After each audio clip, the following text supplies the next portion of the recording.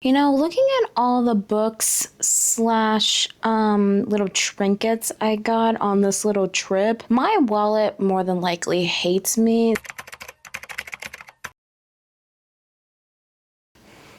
Hi my friends, and welcome back to the channel. Welcome to today's video, where today is going to be part 2 of the Monday vlog for the Iowa Indie Bookstore tour. This is going to be the haul version. So as you guys saw in the vlog, you guys saw me travel along to the different bookstores and kind of get some footage in there. I kind of showed you a little bit about what I was buying, but I didn't keep everything in there that I was going to buy. So basically, I'm just going to use this time to basically do a haul. I have my water, I have my cranberry juice, so grab a blanket like myself. I have my Hellfire blanket on. Grab yourself some water, get comfy, listen to me in the background, and I'm basically just gonna go through all of the items that I bought at the different store. I didn't just buy books, I bought also like stickers and other things like that that people were giving out at their stores as well. I'm gonna tell you a little bit about the bookstore that each of them were in and kind of like what the vibes are at the different bookstores if you're thinking about going there as well too. I did a little bit of that in my video as well too, but just to tell you a little bit more about why I decided to buy those books from that specific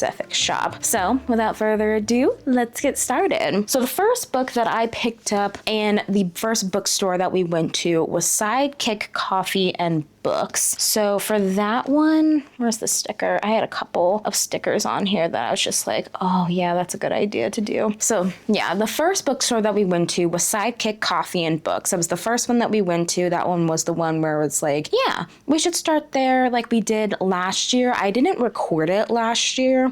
Well, technically I did, but then I lost all of the footage on my hard drive. So that was just me kind of being a little bit new to computer editing. But the book that I picked up from Sidekick, because I had a one book at each bookstore policy, I wasn't going to get more than one book because my wallet would hate me by the end of the trip. But I picked up The Good Parts by Evan Normanton. This book has been kind of going around. It's a debut novel, and basically what this one follows is it follows when Landon receives a letter from Rose, the woman he once planned forever with. He learns their love story is over. She's undergone a radical memory erasing treatment, leaving behind her grief, her past, and him. But Landon can't bear to lose the love of his life. If she fell for him once, couldn't she fall for him again? Now living in Edinburgh, Rose's world is a blank canvas, and she's dating someone new. When Landon re-enters her life as a stranger, they become fast friends, their lives intertwining once more. But what Rose doesn't know is that this new friend carries the weight of everything they once shared. Their first, their marriage, the heartbreak they barely survived, and when she starts exhibiting strange symptoms, it becomes clear their history isn't gone, it's just buried, and remembering could come at a devastating cost. One of the reasons why I was really kind of drawn to it at Sidekick Coffee is what I've been seeing so many people like loving this from who have gotten like early copies and have started reading it as well too. And it's one of those books where I think it's kind of marketed as a romance, but I think it kind of is a little bit more in the literary fiction side of things, and I've been craving a little bit more like lit ficky type of books, and I'm like, this would be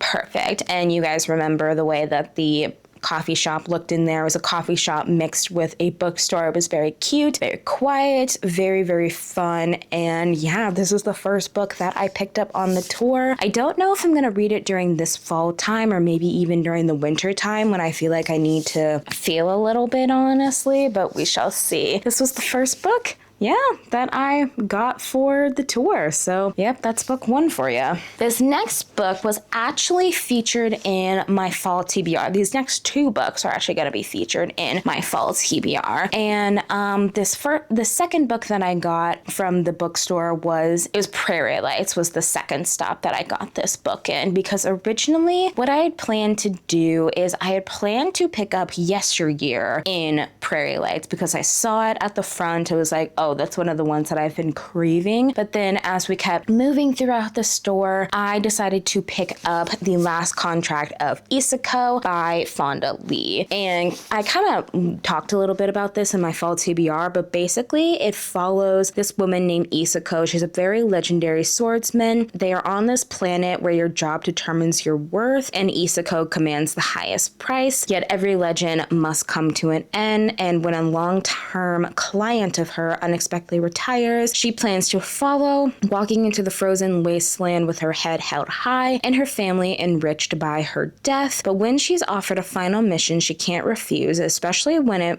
she realizes who lies at the center, Martin, her last and worst apprentice, who somehow made his way to the top. As she's thrust into the world of corporate espionage and shadowy secrets, what she uncovers could forever change humanity's existence among the stars. It's a sci-fi from Fonda Lee. I got this recommendation from Jamie Folk, so shout out to you, bestie. And the reason why I kind of decided to pick up this one is in the bookstore of Prairie Lights, it's a very much like classical feeling vibes. You've kind of got books everywhere. You've got them on bookshelves, you've got them on the floor, you've got them in display cases, you've got them in different things and such. And their sci-fi and fantasy section is actually really, really good. I've always eyed them whenever I go to different events up there within the week, whenever we go to readings, sometimes when I go up there. And I was just roaming around upstairs, and I think you guys saw, but I saw The Last Contract of Isako, and something just like pushed me to buy it. So this is obviously going to be on my fall TBR. I'm hoping to get to it either in September or October time, because it just seems like one of those books where I was like, I could read it and I could really, really like it. Plus also, I'm pretty sure Fonda Lee also wrote the Jade City series. I don't remember what that series is actually called, but it's like Jade City, Jade War, and Jade Legacy. I know Freya really liked that series as well too. So I'm really hoping that I will like The Last Contract of Isako as well too. But that is book 2 from Bookshop number 2 as well. So this next book that I picked up at was at the third bookstore that we went to on the first day, and that was Gnoll's Loot Table, I believe. It is basically a sci-fi fantasy store that is based, like I said, in Riverside, Iowa. So I didn't really have too many options to choose from. I mean, I did with like in the fantasy, like sci-fi genre, you guys know that I've been trying to get into that. And I was originally thinking of picking up Dungeon Crawler Carl, but for some reason, I feel like I would have a much better time of reading that on Kindle Unlimited and listening to it. So instead, I decided to pick up The Poet Empress by Shen Tao. This was also featured in my fall TBR, and I talked a little bit about this one as well too, but from what I've seen is that it basically follows this dynasty where this emperor is dying, the land is consumed by famine, and poetry magic is lost to all except to the powerful people of the dynasty. And Wei Lin is desperate after the 5th death of a sibling. With her family and village on the brink of starvation, she will do anything to save those she loves. She even offers herself as a concubine through the cruel, dissolute heir of the blood-glutted Azalea House, I believe, which is the Azalea Dynasty, which is the one that they're a part of. But in a twist of fate, the inner court stands on the knife edge of civil war, with Wei in the center as the princess chosen. To survive, Wei must harden her heart, rely on her wit, and become dangerous herself, even if it means learning the art of poetry magic in secret in a world where women are forbidden to read, and wielding the most powerful spell of all, a ballad of death and love. It just sounds so interesting. That's why I put it on my fall TBR, mostly because of the fact that I also saw Jamie talk about it as well too. I'm pretty sure she gave this a 5-star when she got the ARC, I think, of this book, because I don't remember when this book actually came out, but this was the book that I decided to pick from there. The owner of the bookstore was really, really nice. He was really, really fun, honestly. He had a really good time kind of telling us a little bit about stuff, because especially with the Dungeon Crawler Carl books, those books did not escape me no matter what bookstore I went to. every single bookstore that I was in always carried at least one Dungeon Crawler Carl, whether it was the first, second, third, or even the entire series as well. Two, I feel like that series just kind of popped out of nowhere because it was one of those things where it really kind of popped off this last year, but I was like, okay, like what's this about, you know? And I was, like I said, I was going to get Dungeon Crawler Carl, but the Poet Empress was screaming at me even more. So this was the third book, and I'm hoping that I can also read it in the fall time, maybe a little bit closer to the like October, November vibey things and such like that. So yeah, this was the third book that I picked up on the tour. So those were all the books that I picked up on day 2 of the trip. And I have a couple of stickers in here, but I think I'm gonna wait to the end to show you those ones. So for day 2 of the trip, we went to 5 different bookstores. And the first book that I picked up was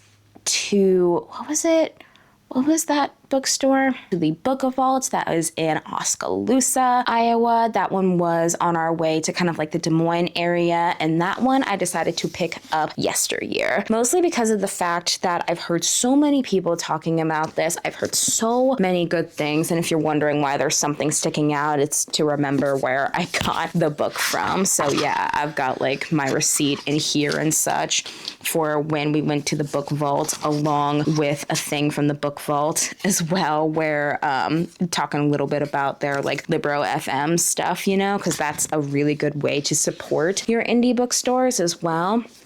And now I hear that they're also coming out with like not audiobooks, they're coming out with ebooks. I'm like, sign me up. As long as they're compatible with either a Kobo or a Kindle, sign me up. But anyways, back to Yesteryear. Yesteryear has been blowing up.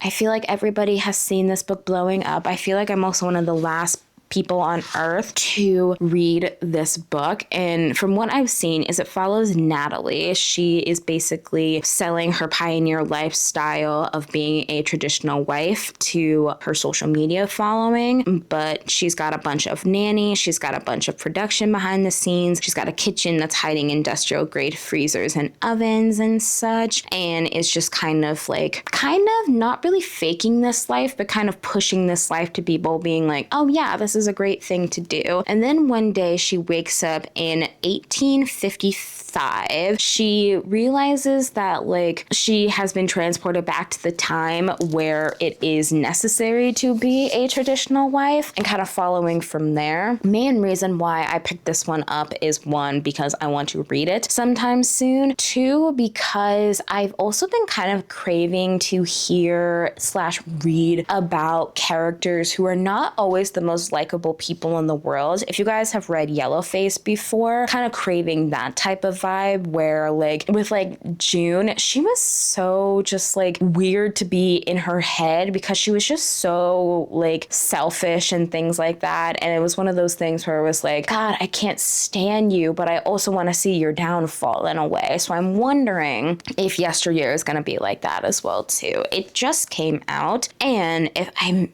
being completely honest, I'm pretty sure that this is a debut novel. It's by Carl Claire Burke. So yeah, I'm guessing this is a debut novel, but I'm not too sure, to be honest with you. Yeah, yeah, it is her debut novel. So yeah, that was the first book that I picked up, and that was from the Book Vault. Then the next bookstore that we went to was, I believe, Beaverdale Books down in Des Moines as well too. This one, I had a little bit of a hard time picking out the book that I really wanted to have, because I was originally gonna go with Dungeon Crawler Carl or The Stranger's Memoir that I've been seeing everywhere, but since I've been in a little bit of a Heartstopper kick and have not wanted to leave Alice Oseman's universe that she has created with them and other characters within like the series and such, I picked up Solitaire by Alice Oseman, which was the first book that Alice ever wrote. This one basically follows Tori Spring, and it basically just follows her just being kind of like tired of everything. She used to be able to deal with people mostly because she had to. Now she can barely function in the ridiculous loudness of the school environment. She's bored, she's frustrated, she's worried about her brother Charlie, and she's not sure what she should do about anything. She wants the world to leave her alone, but the world has other ideas. A random post-it leads Tori on a trail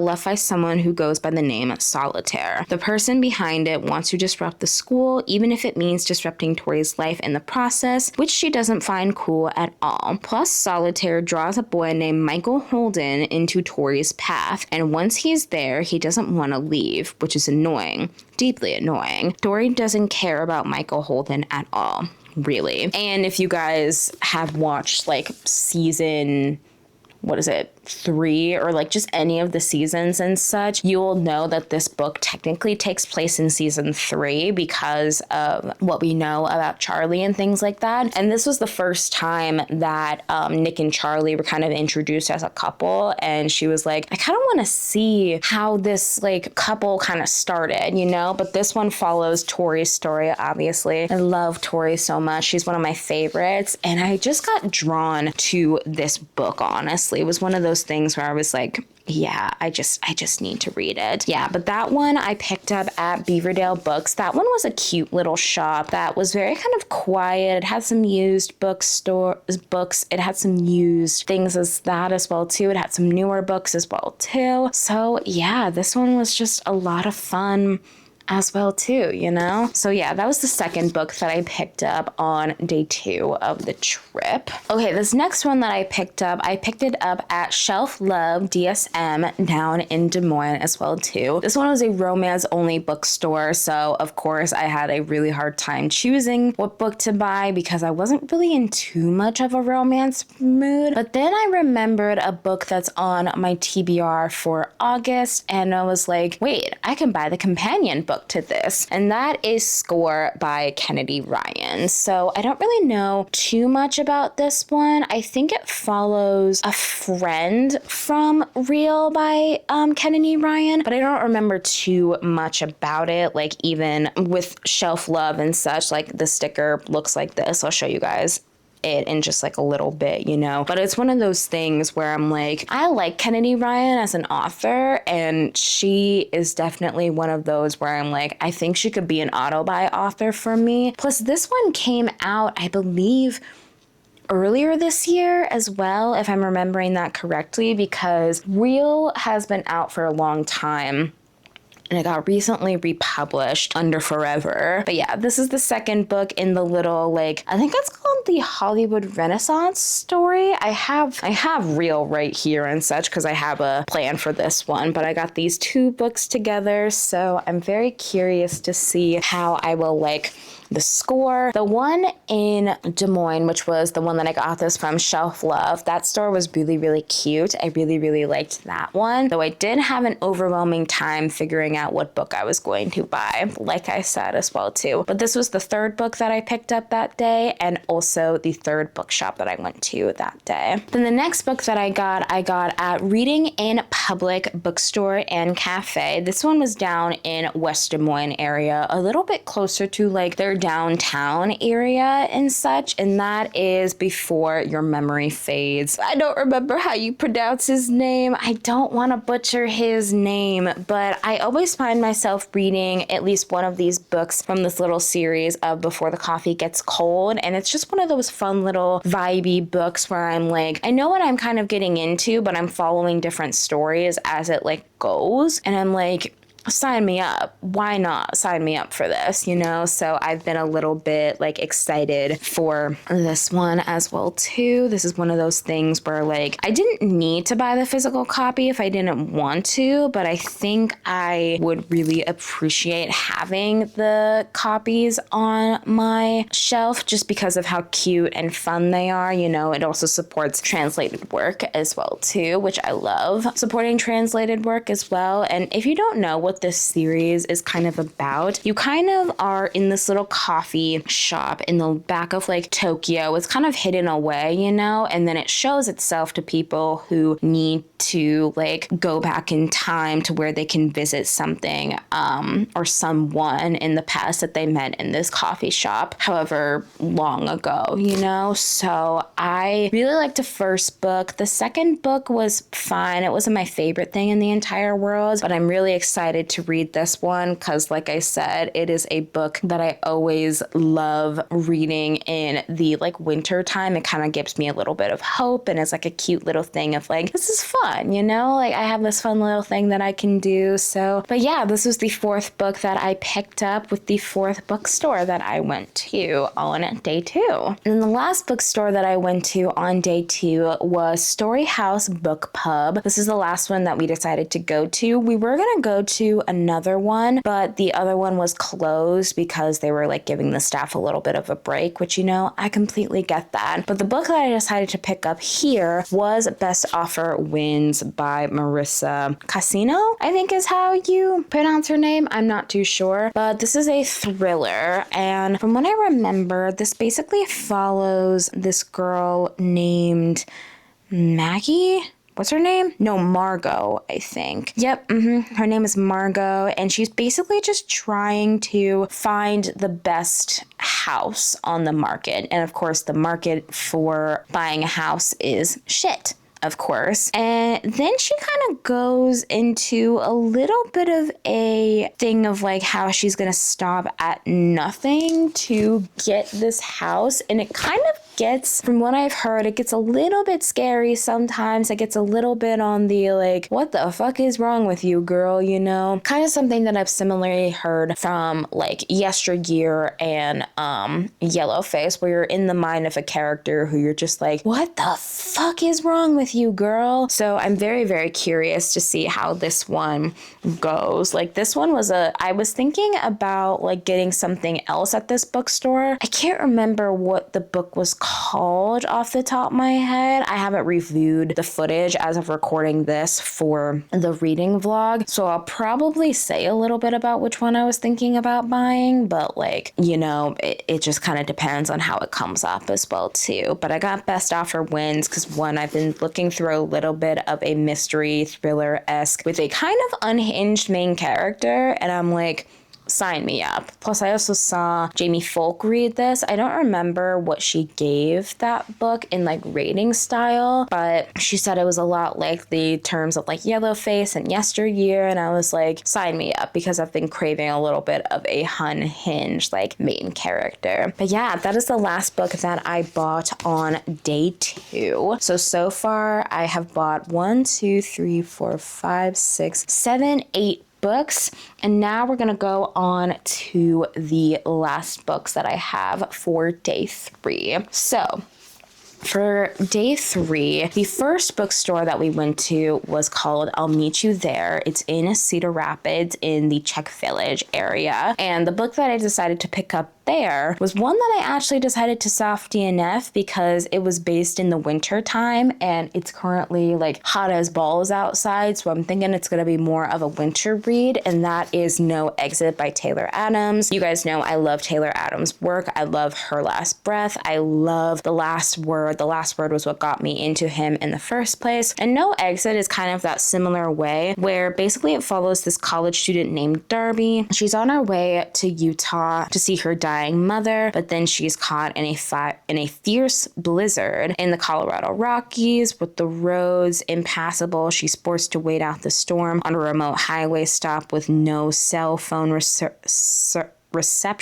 Inside are some vending machines, a coffee maker, and 4 complete strangers. Despite the signal to call home, the exhausted young art student goes back into the storm and makes a horrifying discovery. In the back of the van parked next to her car is a little girl locked in an animal crate. Who is the child? Why has she been taken? And how can Darby save her? There's no way to call for help and no way out. One of her fellow travelers is a kidnapper, but which one? one. Trapped in an increasingly dangerous situation on the edge of civilization with a child's life and her own on the line, Darby must find a way to break the girl out of the van and escape. But who can she trust? And I tell you what, Taylor does a really good job at these types of thrillers where you are stuck in one location and you have to figure out how to get away from that one single location. It happened in The Last Word. It happened in Her Last Breath. I'm guessing it's going to be happening in this one since we're stuck in a literal snowstorm, you know? And I'm very curious to see how this one goes. I'm going to try again and read this later, like I said, when it gets a little bit cooler outside. But yeah, this is the first book that I picked up for day 3. Did I say that it was from I'll Meet You There? I don't remember if I did, but yeah, that is where this book is from. Okay, this next book that I picked up was from Sisters Books and Nooks. This is also in the Czech Village area, kind of closer to where like I'll Meet You There is as well. And I decided to pick up a random fantasy book that I've been seeing for a long time that I'm like, maybe I'll try it out. But that is The Bone Season by Samantha Shannon. A lot of people know Samantha Shannon for the Priory of the Orange Tree series, which is a very, very big book. And this one basically follows in like a near future. The year is like 2059, and it's based in London, and it follows this girl named Paige who holds a high rank in the criminal underworld, the right hand of the ruthless white binder. Paige is a dream walker, a rare and formidable kind of clairvoyant. Under Scion law, she commits treason simply by breathing. So it basically follows a world where if you're a clairvoyant, you can be kind of like found out and you could probably die for it. And then when Paige is arrested for murder, she meets the mysterious founders of this republic who have designs to use her uncommon abilities. If she is to survive and escape, Paige must use every skill at her disposal and put her trust in someone who ought to be her enemy. So yeah, it follows from there. And I don't think this series is complete, but I remember Jamie Folk reading it and she actually kind of liked it. So I was like, I'll give it a try. Why not? You know, I kind of want to challenge myself a little bit more with books as well, too, you know, and I'm pretty sure this was republished, I think, but I could be very, very wrong, mostly because it says fully revised with new material at the top and author's preferred text. So that makes a whole lot of sense. But this was the second book I picked up from Sisters Books and Nooks. That one was a really fun little store. It was kind of like a very like spooky-esque vibes of things. It was great. That was definitely one of our favorite stores that we went up to as well. Then the next book that I picked up, it was from Next Page Books in Cedar Rapids, which I think it's in the Nubo area, I think of like that area, but it is another book that I've been seeing everywhere, and it is Everything Was Beautiful and Nothing Hurt. I low-key kind of regret not putting this on my fall TBR, but if I am destined to read it, I will come up in a monthly TBR. It's a fairly short book. It basically follows this dude named Travis. He's basically death in the modern world. He kind of looks like just like a regular guy, and his job is to offer people comfort in their final hours of life. He does it without complaint or judgment. He's very stoic, gentle, and a little naive despite who he is, but he never tries to change anyone's fate. He's responsible for maintaining the balance of nature, and every life must eventually end. Then Travis meets Dahlia, a midwife and her boisterous 8-year-old daughter, Leia, who live across the hall. And despite his best attempts to keep distance, Travis finds himself wholeheartedly embraced by other people for the first time. So it is with the seemingly unremarkable family that Travis begins to understand what it means to truly be alive, and therefore, but what might be lost in death. It is like less than 300 pages. It's like a little bit on the sci-fi-esque of things. Oh, wait. Sarah Damoff did a did a blurb on here. Oh, wait.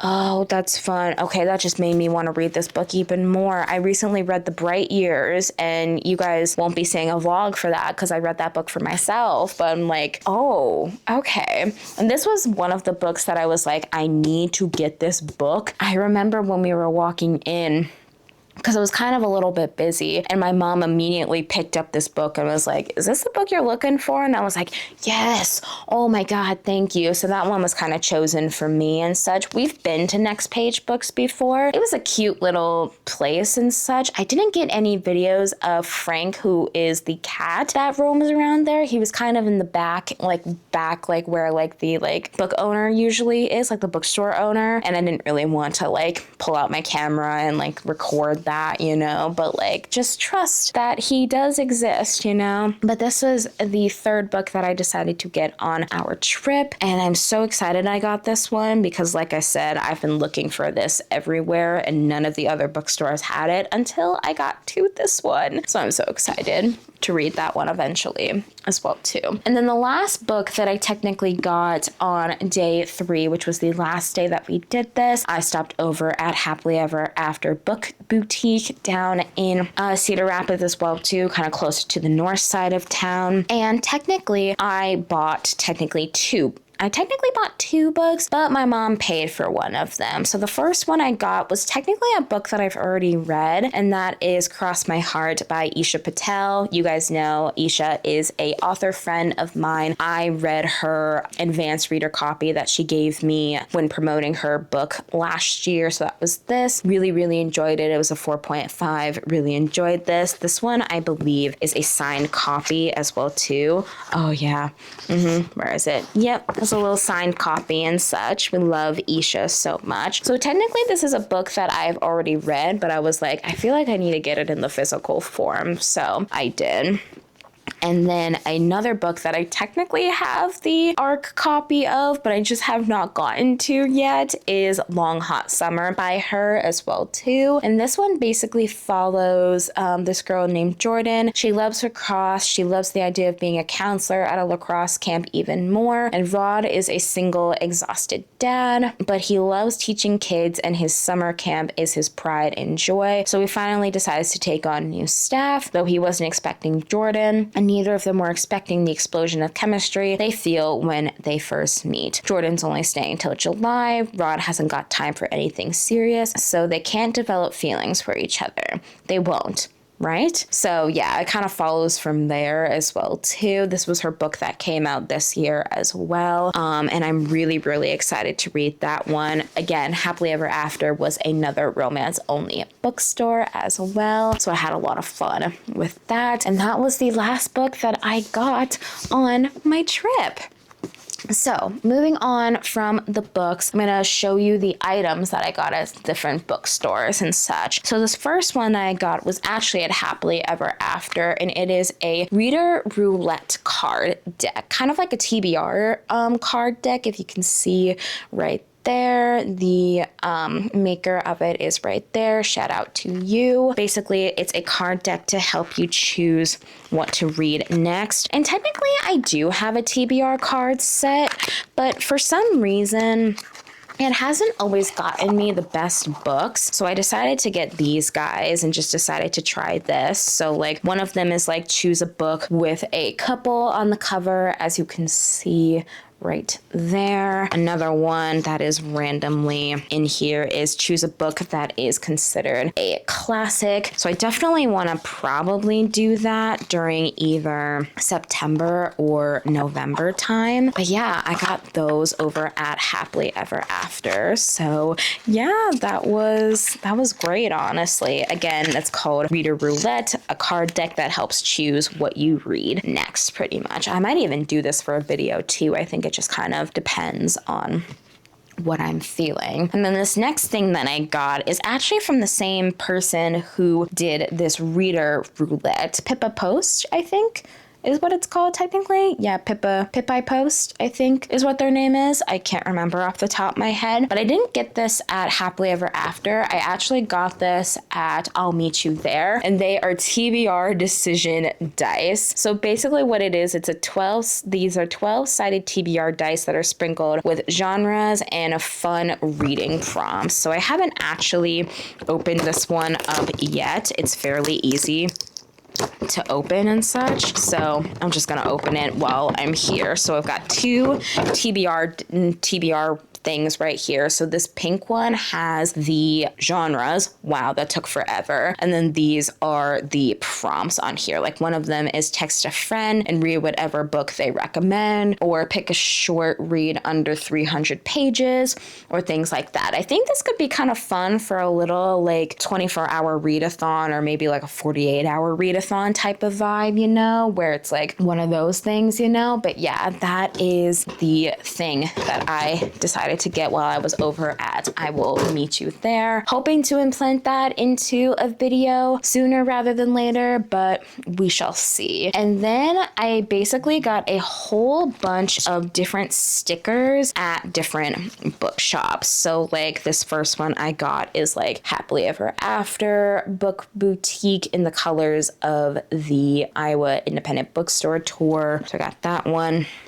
Then I also have Storyhouse Bookpub as well. Another one that I also have is Shelf Love, also in those colors as well too. Very, very cute. And then I also have Next Page Books right here as well. Next one I have is Sidekick Coffee and Books in the same colors as well. And then I have Gnoll's Loot Table based in Iowa City as well too in the colors. And then these ones are the ones that are not technically in the colors of the bookstores. This first one I have is of course Sisters Books and Nooks right here in their specific colors that they like for their store. And then I'll Meet You There, which is a bookstore and coffee mix. It's kind of hard to see because of the gray text. And then I also got this sticker at Shelf Love, which is Blaming on My Sign, which if you don't know is a Zodiac reference. So that was a really fun little sticker to just like kind of see. And then I basically got a whole bunch of different like bookmarks and things like that. Like I have this thing from like Book